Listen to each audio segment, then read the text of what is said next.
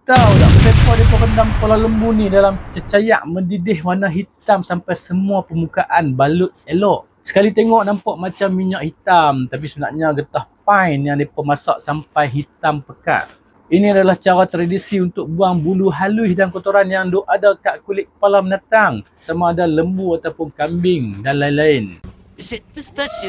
Fungsi dia lebih kurang macam masker buang blackhead kat muka. Bila lapisan getah dah keras, mereka tarik pelan-pelan, bulu halus pun keluar sekali. Getah pine kena masak dalam kawah besar sampai pekat warna hitam gelap. Lepas tu celup kepala binatang saja. Lepas tu angkat, mereka biar kering, barulah mereka tarik buang. Hasil dia kulit kepala jadi bersih, licin, berkilat, selamat untuk dimasak dan makan. Baru sedap makan, mereka kata.